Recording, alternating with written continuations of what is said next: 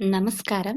നമ്മളിന്ന് ഡിസ്കസ് ചെയ്യാൻ പോകുന്നത് NCERT 8th സ്റ്റാൻഡേർഡിലെ ജോഗ്രഫി ചാപ്റ്റർ 1 റിസോഴ്സസ് ആണ്.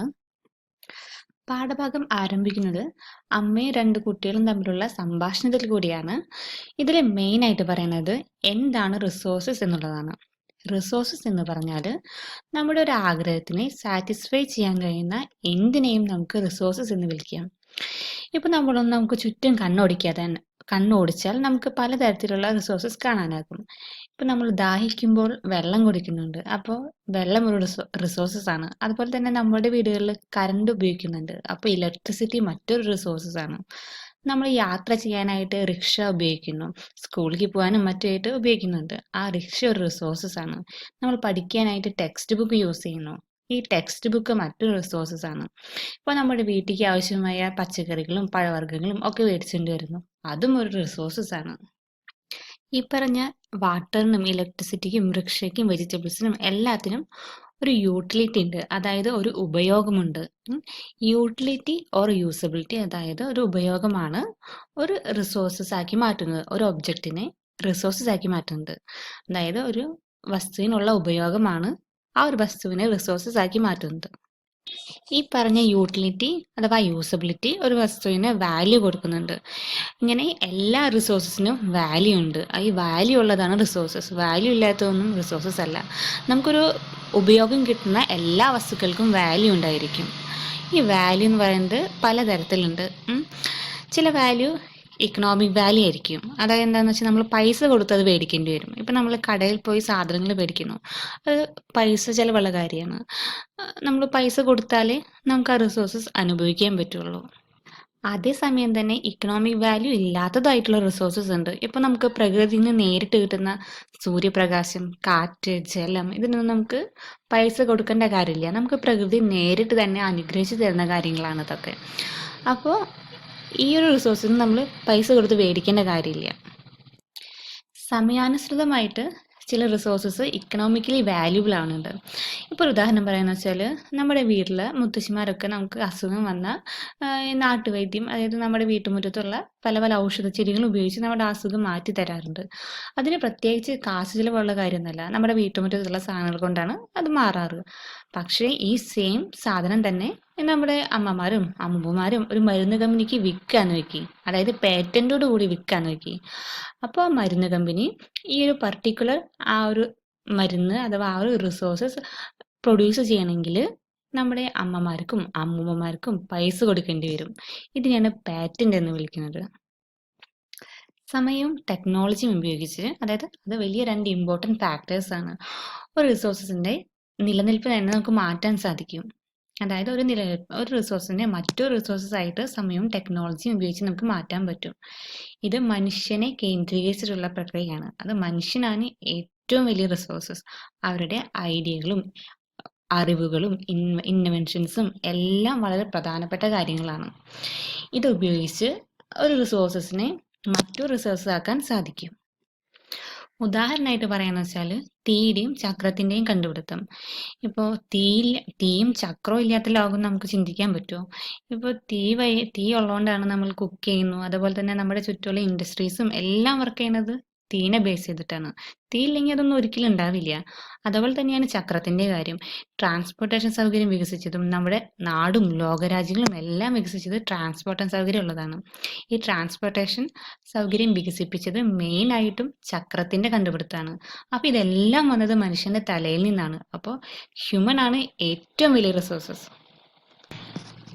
റിസോഴ്സസിനെ പ്രധാനമായിട്ടും മൂന്നായിട്ട് തരംതിരിച്ചിട്ടുണ്ട്: natural resources, human made resources and human resources.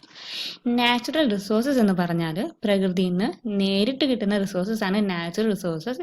ഇതിനെ പ്രത്യേകിച്ച് മോഡിഫൈ ചെയ്യേണ്ട കാര്യമില്ല. ഇപ്പോൾ പറയാന്ന് വെച്ചാൽ നമ്മൾ ശ്വസിക്കുന്ന വായു, അതുപോലെ തന്നെ നമുക്ക് കിട്ടുന്ന വെള്ളം, അതുപോലെ തന്നെ മണ്ണ്, മിനറൽസ്, ഇതെല്ലാം നാച്ചുറൽ റിസോഴ്സസ് ആണ്. ഇത് പ്രകൃതി നമുക്ക് നേരിട്ട് തരുന്ന ഫ്രീ ആയിട്ട് കിട്ടുന്ന സാധനങ്ങളാണ്.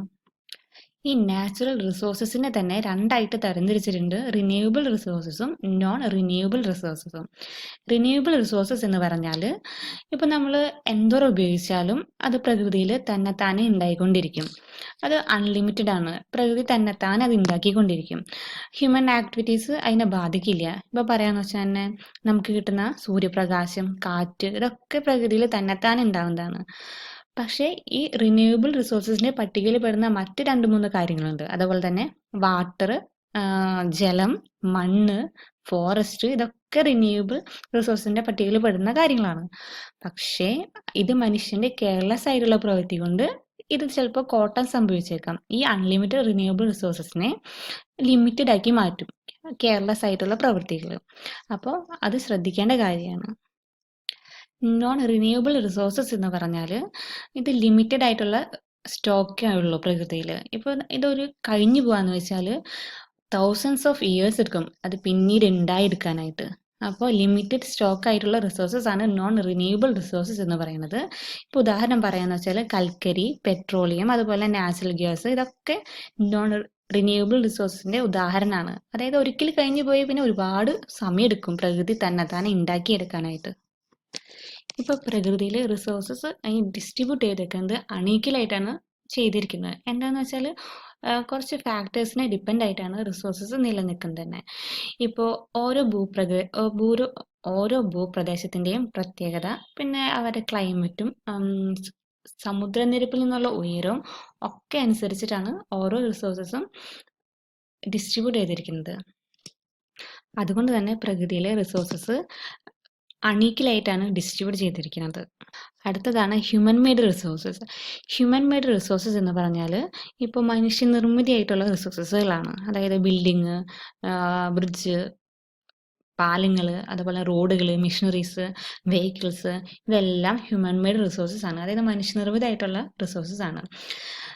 ചില സമയത്ത് തന്നെ നമ്മൾ ഈ നാച്ചുറൽ റിസോഴ്സസ് ഈ ഹ്യൂമൻ മെയ്ഡ് റിസോഴ്സസ് ആയി മാറാറുണ്ട്. അതായത് ഇപ്പോൾ നമുക്ക് ഒരു ഉദാഹരണം പറയാന്ന് വെച്ചാൽ ഇപ്പോൾ മൈൻ ചെയ്തെടുക്കുന്ന പ്രകൃതിയിൽ നിന്ന് കിട്ടുന്ന അയൺ നമ്മൾ മൈൻ ചെയ്തിട്ടാണ് മനുഷ്യന്മാർ മൈൻ ചെയ്തിട്ടാണ് ഇരുമ്പാക്കി മാറ്റുന്നത്. അപ്പോൾ അതൊരു ഹ്യൂമൻ മെയ്ഡ് റിസോഴ്സസ് ആയി മാറുകയാണ് ആ നാച്ചുറൽ റിസോഴ്സസ്. അടുത്തതാണ് ഹ്യൂമൻ റിസോഴ്സസ്. ഹ്യൂമൻ റിസോഴ്സസ് എന്താ നമ്മൾ മുന്നേ തന്നെ പറഞ്ഞിരുന്നു.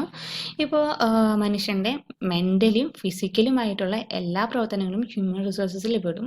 ഇപ്പോൾ നമ്മുടെ ആശയം, ഐഡിയാസും, അതുപോലെ പുതിയ പുതിയ ഡിസ്കവറീസും ഇന്നോവേഷൻസും എല്ലാം ഹ്യൂമൻ റിസോഴ്സസ് ആണ്. അതുപോലെ തന്നെ നമ്മൾ ഫിസിക്കലായിട്ട് ചെയ്യുന്ന ആക്ടിവിറ്റീസ്, ഇപ്പോൾ നമ്മൾ പറമ്പിൽ കിളയ്ക്കുന്നു, അങ്ങനെ ഒരുപാട് പ്രവൃത്തികൾ ചെയ്യുന്നുണ്ട്. അതും ഒരു ഹ്യൂമൻ റിസോഴ്സസിൽ പെടുന്ന കാര്യങ്ങളാണ്. പ്രോപ്പർ ആയിട്ടുള്ള എഡ്യൂക്കേഷനും അതുപോലെ തന്നെ ഹെൽത്ത് ഫെസിലിറ്റീസും ഈ ഹ്യൂമൻ റിസോഴ്സസ് അതായത് മനുഷ്യന് നൽകുക എന്ന് വെച്ചാൽ അവരുടെ പ്രവൃത്തികളും കഴിവും എൻഹാൻസ് ചെയ്യാൻ പറ്റും. അപ്പോൾ ഈ എഡ്യൂക്കേഷനെയും അതുപോലെ തന്നെ ഹെൽത്ത് സർവീസിനെയും ഹ്യൂമൻ റിസോഴ്സസ് ഡെവലപ്മെൻറ്റിൽ പെടുത്താൻ പറ്റും. നമ്മൾ ശ്രദ്ധയോടുകൂടി റിസോഴ്സസ് ഉപയോഗിച്ചില്ലെങ്കിൽ ഈ നോൺ റിന്യൂവബിൾ ആയിട്ടുള്ള റിസോഴ്സസ് അതായത് നമ്മുടെ കൽക്കരിയും പെട്രോളിയം പ്രൊഡക്ട്സും അതുപോലെ നാച്ചുറൽ ഗ്യാസും ഇതൊക്കെ പ്രകൃതിയിൽ ഇല്ലാണ്ടാവും. അതേപോലെ തന്നെ നമ്മുടെ റിന്യൂവബിൾ റിസോഴ്സസ് ആയുള്ള വെള്ളം, ഫോറസ്റ്റ് ഒക്കെ വളരെ സ്കേഴ്സ് ആയി മാറും. അപ്പോൾ ഇവിടെയാണ് സസ്റ്റൈനബിൾ ഡെവലപ്മെൻറ്റ് എന്ന ആശയത്തിൻ്റെ പ്രസക്തി. വളരെ ഇമ്പോർട്ടൻ്റ് ആണ് സസ്റ്റൈനബിൾ ഡെവലപ്മെൻറ്റ് എന്ന് പറയുന്നത്. ഇപ്പോൾ സിമ്പിളായിട്ട് സസ്റ്റൈനബിൾ ഡെവലപ്മെൻറ്റ് എന്ന് പറഞ്ഞാൽ നമ്മൾ വളരെ ശ്രദ്ധയോടുകൂടി റിസോഴ്സസ് ഉപയോഗിച്ച് നമ്മൾ നമ്മുടെ വരും തലമുറയുടെ ആവശ്യങ്ങൾ കൂടി മുൻനിർത്തി കണ്ടിട്ട് അത് വളരെ ശ്രദ്ധയോടുകൂടി കൈകാര്യം ചെയ്ത് റിസോഴ്സസ് ഉപയോഗിക്കുന്നതിനെയാണ് സസ്റ്റൈനബിൾ ഡെവലപ്മെൻറ്റ് എന്ന് പറയുന്നത്. അതായത് ഫ്യൂച്ചർ ജനറേഷൻ്റെ ആവശ്യം കൂടി നമ്മൾ കണക്കിലെടുക്കുകയാണ് ഇപ്പോൾ ഒരു സാധനം ഉപയോഗിക്കുമ്പോൾ. അതിനെയാണ് സസ്റ്റൈനബിൾ ഡെവലപ്മെൻറ്റ് എന്ന് പറയുന്നത്. ഇപ്പോൾ ഈ സസ്റ്റൈനബിൾ ഡെവലപ്മെൻറ്റിന് കുറച്ച് പ്രിൻസിപ്പിൾസ് ഉണ്ട്. പറയുന്നത് വെച്ചാൽ respect and care for all forms of life, അതായത് എല്ലാ ജീവജാലങ്ങളും നമ്മൾ റെസ്പെക്റ്റ് ചെയ്യുക. Improve the quality of human life, അതായത് നമ്മുടെ മനുഷ്യൻ്റെ ജീവിത നിലവാരം ഉയർത്തുക. Conserve and earth vitality and diversity, അതായത് നമ്മുടെ പ്രകൃതിയിലുള്ള ജൈവ വൈവിധ്യം എല്ലാം അതിൻ്റെ ഫലഭൂഷ്ടിയും ഇതൊക്കെ കൺസേർവ് ചെയ്യുക, അതായത് നിലനിർത്തി പോരുക. പിന്നെ പറയുന്നത് minimize the depletion of natural resources, അതായത് നമ്മുടെ നാച്ചുറൽ റിസോഴ്സിന് വരുന്ന കോട്ടങ്ങളൊക്കെ കുറയ്ക്കുക. ഡിപ്ലീഷൻ ഇല്ലാണ്ടാക്കുക ഡിപ്ലീഷൻ. പിന്നെ പറയുന്നതാണ് change personal attitude and practice towards the environment. അത് പറയുന്നത് വെച്ചാൽ നമുക്ക് നമ്മുടെ പ്രകൃതിയോടുള്ള മനോഭാവം മാറ്റുക, ഒരുപാട് എക്സ്പ്ലോയിറ്റ് ചെയ്യുന്നത് നിർത്തുക, വല്ലാണ്ട് ചൂഷണം ചെയ്യുന്ന കാര്യങ്ങളൊക്കെ നിർത്തുക, ആവശ്യത്തിന് മാത്രം സാധനങ്ങൾ ഉപയോഗിക്കുക, പാഴാക്കി കളയാണ്ടിരിക്കുക. Enable communities to care for their own environment. അതായത് നമുക്ക് ചുറ്റുമുള്ള പ്രകൃതിനെ സംരക്ഷിക്കുക, അത്രേ ഉള്ളൂ. അപ്പോൾ എല്ലാവർക്കും ഈ ചാപ്റ്റർ മനസ്സിലായിട്ടുണ്ടെന്ന് കരുതുന്നു. ഇപ്പോൾ ഇഷ്ടപ്പെട്ടിട്ടുണ്ടെങ്കിൽ നിങ്ങൾ ഈ ചാനൽ ലൈക്ക് ചെയ്യുക, ഷെയർ ചെയ്യുക, സബ്സ്ക്രൈബ് ചെയ്യുക.